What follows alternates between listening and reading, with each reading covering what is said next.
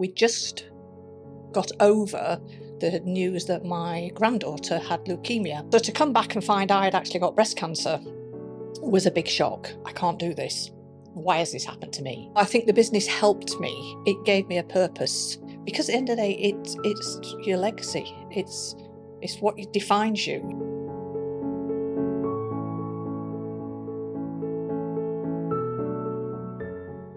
Hello and welcome to another edition of Entrepreneur TV.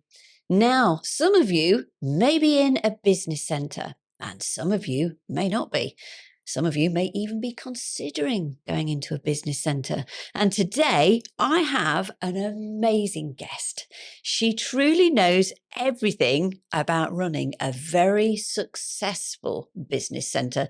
Her name is Susan and she is from Riverbridge House. Susan, thank you so much for coming all this way to talk about your experience, your journey, and sort of about business in general.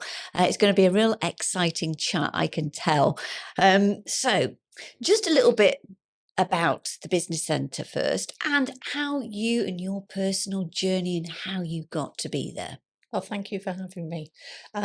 I began in the hotel industry, and in mid-70s I joined Riverside Business Centre. Excuse me. I'd been working in the Cotswolds and I was out of work, and I found that the skills I'd learnt in the hotel industry were easily transferable into a serviced office centre. And I started as a receptionist, quickly moved into management, and never really looked back. Then in 2010, I went to Riverbridge House. It was an empty shell. We had 18 toilets, 3 kitchens, no walls, no carpets, absolutely nothing. But we planned what we wanted. We chose the carpets, we chose the builders to put the walls up, and we never looked back again after that. It started to fill up. Ground floor first. We thought we'll fill the ground floor, then we'll move on to the second floor. But the ground floor was full before we'd even started the second floor. So we finished the second and third floors together. I know you said there that you'd come from the hotel industry, and that's very much about hospitality and being good with people. Do you think that those are some of the skills that you've taken over into running this as a successful business centre? Yes. When I first went to the first business centre, I remember there was a door between where the receptionist sat and the main reception itself. And the clients didn't come through the door and the receptionist didn't go out of the door. It was very much a them and us scenario. And if a message in those days was taken on the telephone, you would write a little slip and put it in a pigeonhole. And I quickly realised that messages were coming in that were sales and they were going in the pigeonhole. Wow. And I said, why can't you take that to their office? And the receptionist, there was 5 of them, said, we can't do that. So I called the builders in, I had the door taken off, and I started actually taking the chits with the messages on actually to the office. And I would knock on the office door and open the door, and there'd be a very startled business person sat there and said, a message? And it quickly caught on that you wouldn't in a hotel leave a message, you would take it to the guest. So by taking the sales messages to the clients, they quickly realised that we were there to help them. And I think that's a really important thing, isn't it? Because although it's a business centre and people have got their own businesses and they're doing their own business things, you are providing a proper service. And that's a different thing than just a shell of a building to a service, isn't it? It is very much so. You celebrate the wins of the clients and you also celebrate the bad days. My door is always wedged open. And the clients will come in and silently scream at the wall and F and Jeff, as we like to say. Yeah. Just to get it off their chest. They can't do it in their office, but they can do it in my office. And they'll come and celebrate with my reception team when they've won a big contract. But also the commiserations are there. When something's gone totally wrong, we'll go and make them a cup of tea, give them a glass of water. take them to one side, make them feel better. It's not just about taking the money and providing the internet and the phones, and it's about that personal service. And I think that's it, because being in business can be a bit of a lonely place. It can be very isolating, and some people are sole traders. And to have someone like you're a bit like a counselling service as well, Susan. I could write a book. I really could write a book. But also the fact is that you've brought this service on, but I think it would be fair to say that you've also had your own dark personal times, health-wise in particular, and those dark times you've still put aside to be able to help other people in business. I mean, if you don't mind, would you like to just sort of share a little bit about your personal health journey? Yeah, in 2023, I was diagnosed with breast cancer, and it was a big shock. We just got over the news that my granddaughter had leukemia, and I'd been Oh. out in Australia looking after my other two grandchildren. So to come back and find I had actually got breast cancer was a big shock. But we had to make the decision very quickly about what we do about business. At the end of the day, I'm a director of the company. I Yeah. can't just go sick. It just doesn't work. So we took the decision to tell everybody, but I went round and told them all individually, all the company, what we call the office contact, the leader of that particular company. You can't go round 220 people, but you can go round 40 of them. Yeah. And told them exactly what was happening, what was going to happen. And they all rallied round. They did a big collection for my granddaughter. Oh, how sweet. Which she was quite sweet about it. When she knew there was money there that had been collected for her, which equated to about 400 Australian dollars, she was running a sponsored race at school for charity. And she asked if we would donate that money to the charity out in Australia, which I thought was quite sweet of her at 8 years old. Yeah. But going back to me, I was treated at the Royal Marsden, and they are fabulous. I can't praise them enough.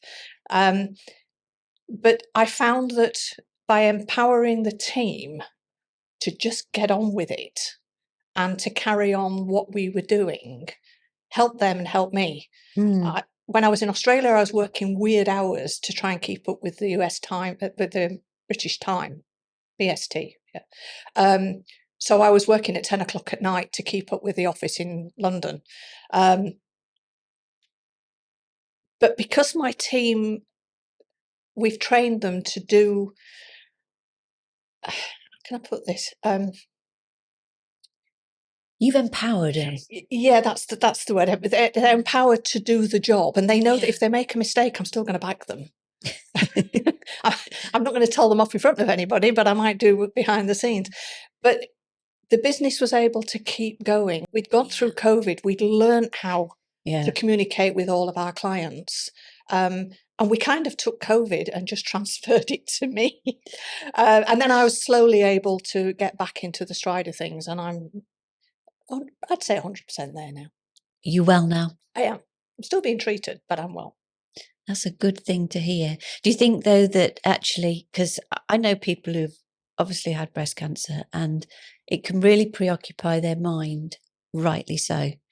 Do you think that actually by having the business, it sort of helped you a bit think about something else other than the cancer, or was it the other way around? No, I think having the business there and being able to be flexible. I have two great fellow directors who actually own the company. And they were able to say to me, just do what you can when you can. And I think sometimes, if you can't sleep because you can't stop thinking about what's going on, to get up and sit and do your emails at 2 o'clock in the morning is not a bad thing. You can always stay in bed in the morning. But no, I think the business helped me. It gave me a purpose. Yeah. I couldn't just sit and stare at four walls. No. I've never been able to do that. And cancer wasn't going to make me do that either.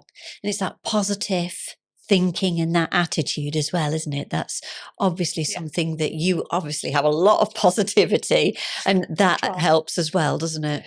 Yeah, I mean, we all go through dark times. You go through the feeling that I can't do this.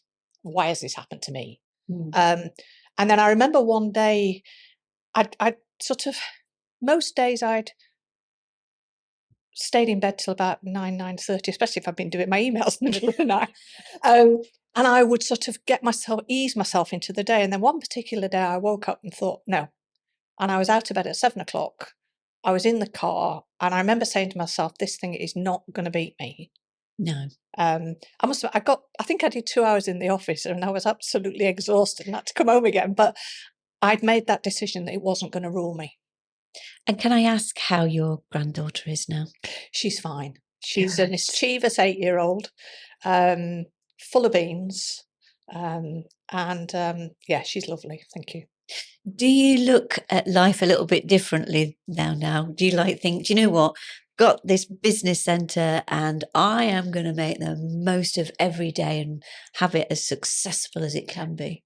Y- yes, I think it made me believe that it can be better than it was. It was always good, and it's been very, very successful. But what it's made me think is, right, what can we do next? What can we do better? What's going to make this more enjoyable? The people in that business centre spend more time there than they do at home. They've got to enjoy it. So, we will do the odd social. We'll get people in the garden, which we had renovated a few years ago, with nice outside garden furniture, and we'll do outside barbecues and anything that makes people want to stay. Because at the end of the day, if an office becomes empty, Yeah. that is when you lose money. Mm. Because you've got to market it, you've got to resell it, you'll probably have a void period. So if a client needs to expand, my job is to work out which walls need to come down Yes. so that they can expand. If you've got a client that's got 32 workstations and suddenly he says, I need another 18, Ooh. you've got to start doing your sums and you've got to move the dominoes around. So yes, it makes you want the business to be more successful. Because at the end of the day, it's your legacy. It's what defines you. If the business isn't working, I'm not doing my job. I mean, you have got an amazing space. I have seen it. It is quite something else when you see all the areas that you put into it, like for the teams, podcasting, also the most amazing internet system. Because Yes. let's be honest, business people, and myself included, we're impatient. Yeah. They want speed. They will come in. They don't come in anymore and say, what's the shape of the office? What's the size of the office? What's the furniture like? They come in and they get onto their laptop or their phone and they say, what's the speed? So we've recently just put in a third 1 meg bearer. Ooh. So we've now got 3. So the speed is there. We're on the bleeding edge of technology. We always have been right Yeah. from day one. Our comms room is on the roof and is about 1,000 square foot. So yes, more people are on the cloud these days, so you don't necessarily need that space. But you've got to have the space for that client that does need it. Yeah. And it's got fire suppression, it's got air conditioning, it's kept under security. No, it's worse than Fort Knox. You can't get in there unless you've been given permission. So, you know, if we don't keep up with the technology, Yeah. the companies will walk. And the cost of that as well. I Oh, mean, it's because phenomenal. anything to do with technology, as I know, has lots of noughts behind it, tends to have. Just a few. It's a very, very, very difficult one. People think that a business centre is just a money machine. It's not. It's not. The costs are phenomenal, and you've got to keep them under control as well. So you're constantly looking at procurement. Yeah. Who can give me the best service? Who can give me the best price? Who can give me the best speed? Because it's not only about price, it's about the backup services. It's having IT on site when they're needed. I mean, when we move a new client in, our IT attends site on that day. They move them in. They do Yeah. the technology for them. So you've got to have confidence that that company is going to look after your client, and it is a third party company. If the light bulbs go, you've got to have an electrician on site within really a couple of hours. Yeah.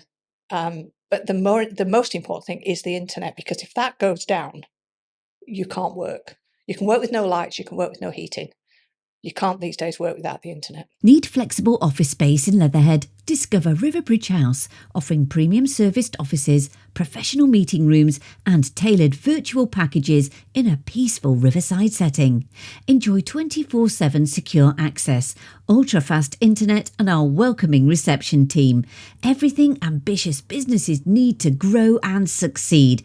Perfectly located just minutes from the town centre and mainline train station. Visit riverbridgehouse.co.uk today and transform your work environment. Like, you look at the newest technological advances and then you're thinking automatically, how can we implement this into the business centre? That must please the businesses that you're on the cutting edge. It does, but we work very closely with them as well. A lot of our clients are a lot more IT savvy than I will ever be. They talk about things and they go straight over my head. I sometimes don't even know what they're talking about, but I just smile and nod. But if I'm planning on doing something with the internet or with the Wi-Fi, or for instance, putting in the EV chargers, of which we've got 7 of them, I will liaise with my clients to get their opinion. They're going to be the users. So we need to make sure that what we put in works for them as well as works for any new clients coming in. So we work really, really closely with them, showing the procurement process and what we're going to achieve. And then they may come back and say, well, actually, have you thought about adding this or adding that? So it's always a two-way process with the clients and ourselves. What type of businesses have you got in the centre? Go on, name some. What type of business have you got? I've got the ones that I don't know what they do. They're the IT guys. But we've got accountants, recruitment specialists, property developers. We've got a company who produce phonic books for schools and have done for over 40 years. That particular company, when I first went to the business centre, they were one of my first clients. And I happened to see on the desk a book of children's phonics. And I recognised it because my children, or my son, who was in his 40s now, used to bring those home from primary school. Yes. And I happened to find them when we were moving house and brought them in and was able to show them to Grandma, who had drawn those when my son was 4 or 5 years old. It was a lovely spine-tingling moment that, these had been buried in my loft for 20 years, and they happened to be written by this particular company who are still with us. They're a lovely company. But the rest of them, we've got financial specialists, we've got commodity specialists, asbestos surveying companies, you name it. You have got a wide range of people, but you must have had some standout moments, some success stories that you just think, I never saw that coming. I think a couple. One of the IT companies, for definite, they came to us. There was only 6 of them, and they were lovely guys. But again, I didn't understand anything that they do, and they will, by the end of this year, have 48 workstations. They've just grown and grown and grown and grown, and they've gone from success to success. They now have an American division of the company. I never saw that coming at all. So yeah, there's been some quite phenomenal. There's been some sad ones as well, but there's been some good ones. As a woman in business, I think most of us women will know, sometimes it can be a little bit hard to be taken seriously. What do you think your greatest challenge is being a woman in business? It's not as bad as it used to be, but it was always if somebody said to me, oh, we'd like our telephones programmed for this and we'd like a fax line put in for that, and we need a VLAN put in, and I'd say, yep, just give me the port numbers and we'll sort it. And they go, have you not got a man to do that?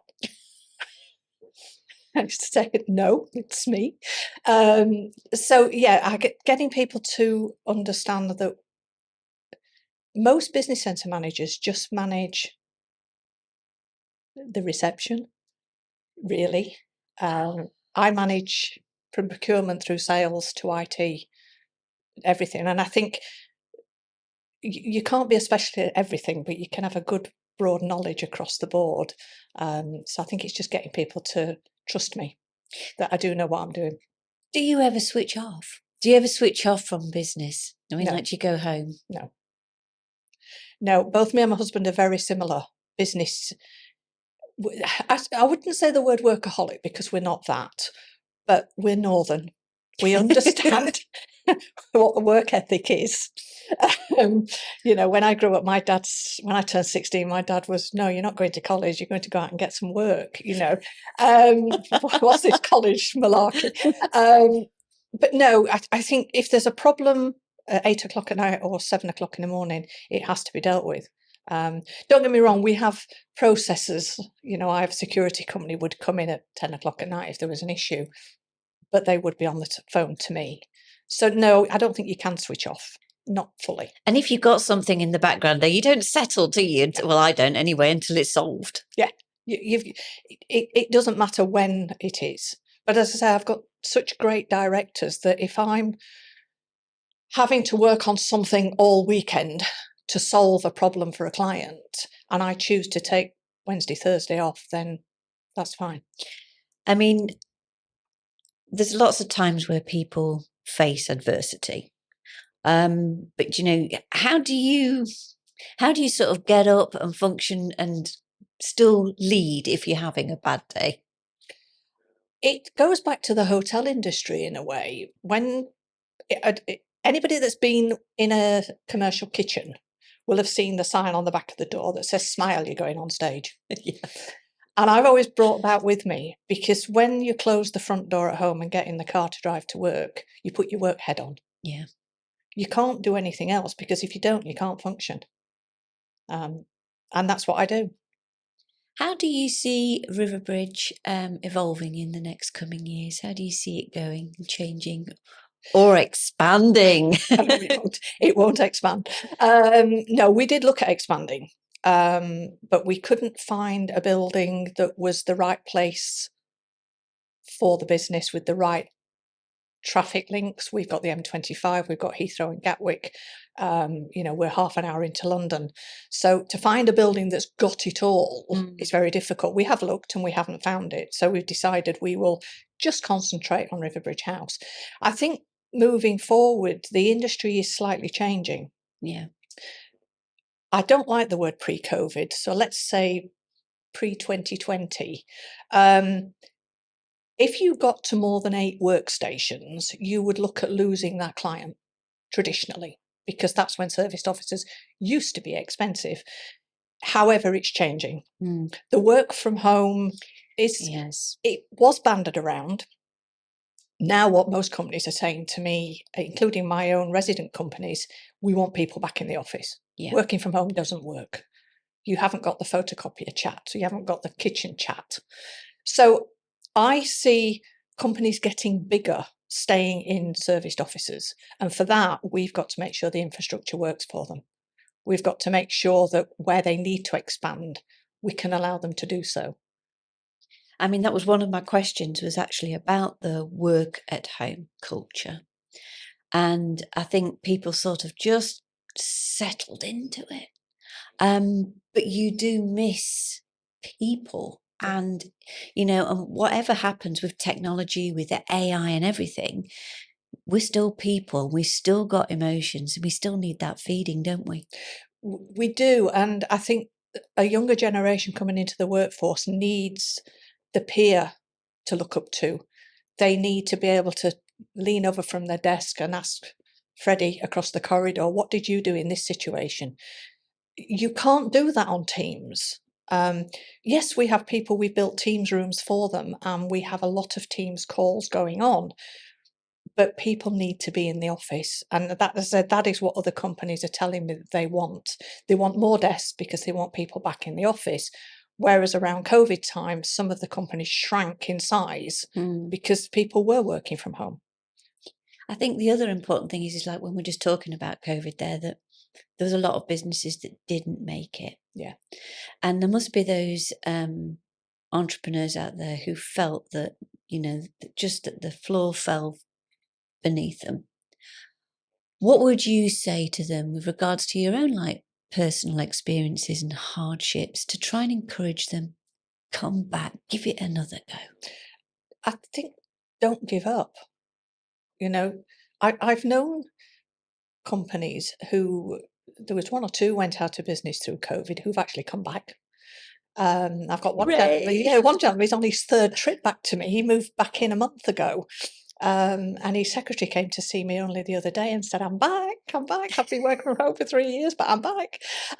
So I would say, try it. We're there. We're supportive. We will do anything you want within reason. The secretarial support, the sales support, our team are very, very experienced. They've run their own businesses. My receptionists have. So they understand, and we're there. So give it another shot, is what I would say. So it's almost like in an umbrella, you've almost got like business advisors in a funny sort of way, other than just it being a space to have a business. Yes, very much. A lot of clients will come to me with their own problems. And if we can't solve them in-house, we will go around the other offices and find somebody that can help with that problem. Aww. Whether that be translating something into German. We had that the other week. We had an accounting problem that somebody was totally confused over an accounts package. And we found the accountants and said, would you mind giving them 5 minutes of your time? Aww. So it's all about building those relationships. Community a bit, isn't it? Yeah, but without being too twee about it. People don't necessarily want to be involved with other people. They don't want networking.